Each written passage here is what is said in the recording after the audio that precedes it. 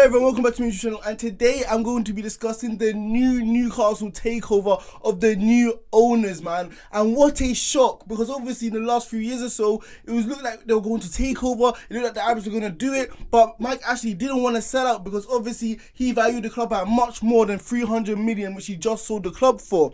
But I feel like this was very unrealistic for Mike Ashley to hold out for this long, considering the fact we just had COVID, considering the fact that Newcastle are on the brink or teetering with getting relegated this season, so the value would have even went down even worse. So Mike Ashley had to sell this club as soon as possible. But before I go into this video and talk about the main factors of what went into the sale, make sure you guys like, comment and hit that big subscribe button right there.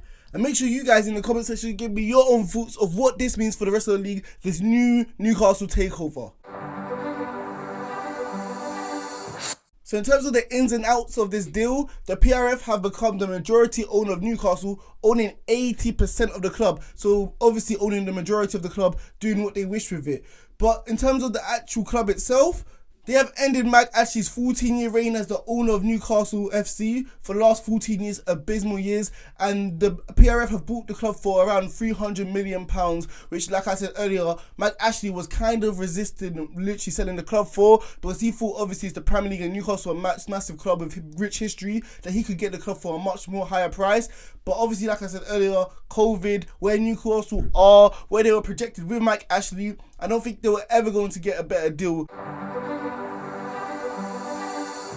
So in terms of the next thing I want to be talking about, the Newcastle fans deserve their club back. Mike Ashley has sold the club, good riddance, because he was not managing the club well at all. At all. He lacked ambition, he lacked purpose, he lacked that competitive nature which all the Newcastle fans have and they desire it to actually compete in the Premier League. He lacked all these traits. He lacked every single one of them. And like I was saying earlier, I've said in some other videos, Newcastle fans weren't hoping to be in a title race, not even a top 4 race, not even a top 6 race. They just wanted to be comfortable from relegation. And with the funds Mike Ashley has compared to other clubs, other poorer clubs like Brentford and etc. in this league, or who have been in this league at Bournemouth, he has been absolutely wasteful in terms of the way he's invested, and he's not even invested enough in good players. He has been doing nothing for the last 10 years or so, giving the Newcastle fans any hope, because as a football fan, all you desire is hope, all you crave is hope, all you crave that potentially one year it could be your year and that you could do something in this league, play attractive football, get the fans hyper at St James's Park. That's all they wanted, and Mike Ashley couldn't even give them this little sprinkle of hope. He couldn't even do this, and good riddance he's gone, because he's not good for football, he's not good for the competitiveness of the game, and he just needs to go wherever and pack his bags and leave Newcastle alone. Good riddance, like I've said 20 million times so far in this video.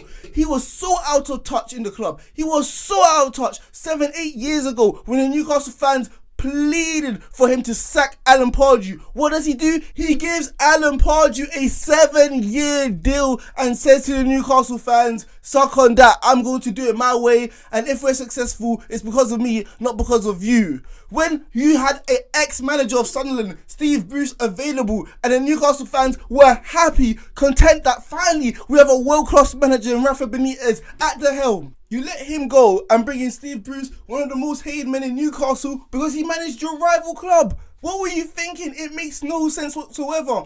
And the money you didn't even give Rafa Benitez to spend wisely, which is shown at Everton how to spend money. Even at Liverpool and other clubs, he's shown that he knows what type of players to bring in. You let Steve Bruce spend 100 million in one transfer window, which you could have given him to Benitez.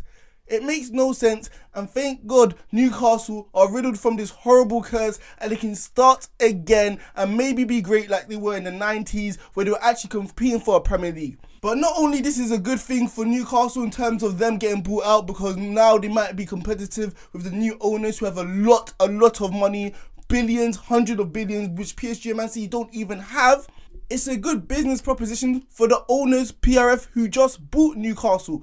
Think about it. A massive club, a massive stadium, great stature, loyal, hardcore fan bases. Imagine when you sign new players. The players' shirts are going to get sold because the Newcastle fans are going to be so excited seeing new promising signings come to the club, which they haven't seen in God knows how long. They're going to be excited. The revenue's going to go up, especially when they start competing for major trophies.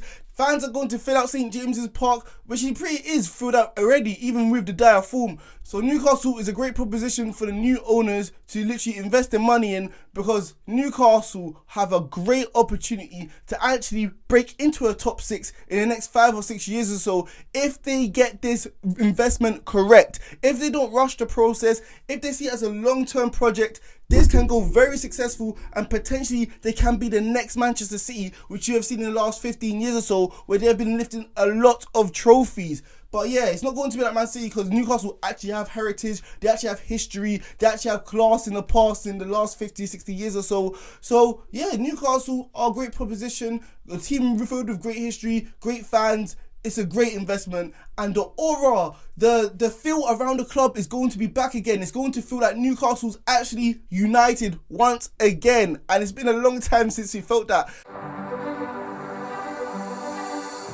So the next part I'm going to be talking about is, I hinted at it before, literally in the last segment.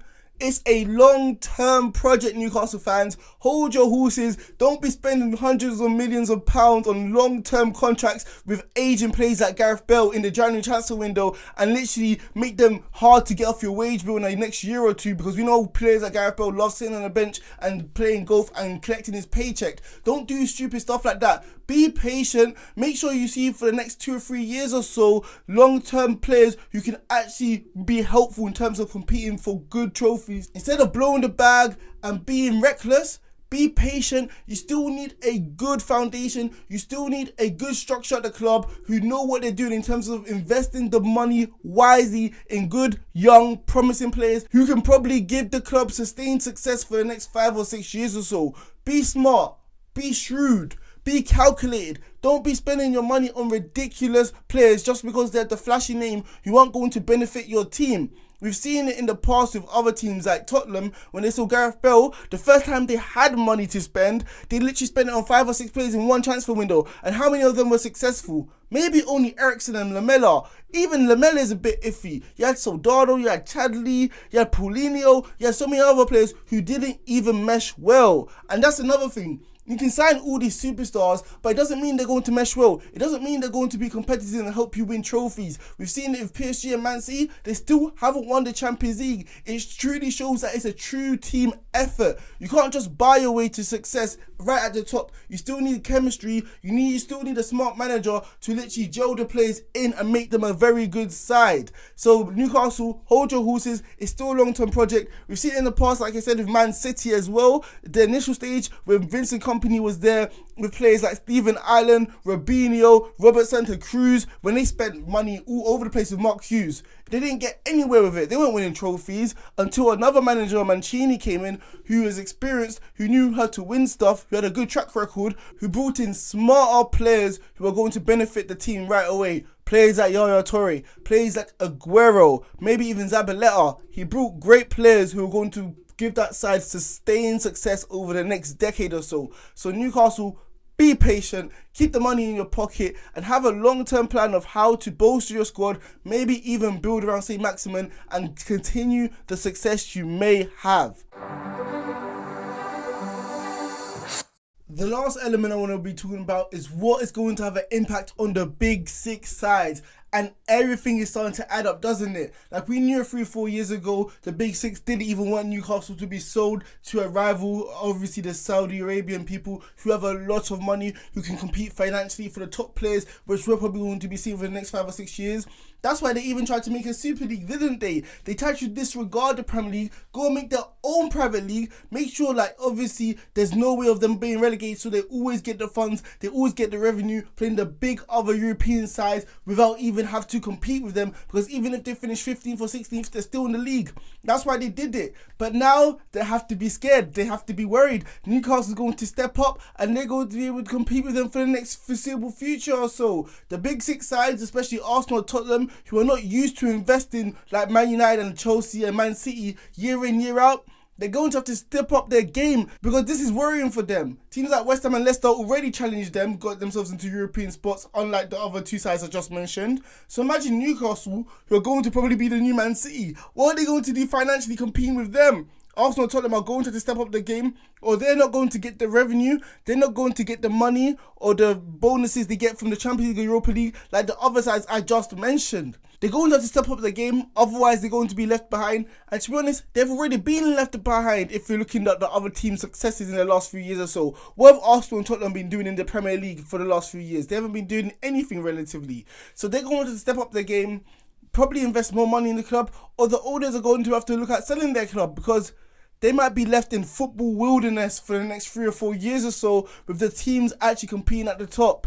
Pep, Klopp still there, Tuchel at Chelsea with the money, Leicester with Brendan Rodgers obviously not doing well so far, but we're going to expect them to pick up the pace. West Ham are only going to get better. So yeah, Arsenal and Tottenham really need to fix up if they want to play catch up financially in terms of getting the revenue, getting the bonuses for whatever was up for grabs in terms of qualifying for the Champions League, Europa League, whatever. They're going to be left behind. So yeah, thank you guys for watching my video. And like I said, make sure you guys leave in the comment section your thoughts. What are Newcastle going to be in 2026-27? Are they going to win the Premier League? Are they going to have all the young superstars which we see now in the future, like Bellingham, Mbappe, I don't know, Foden? Like, I don't know, where do you guys think this is going to take them? Let me know in the comment section, and thank you guys for watching my video.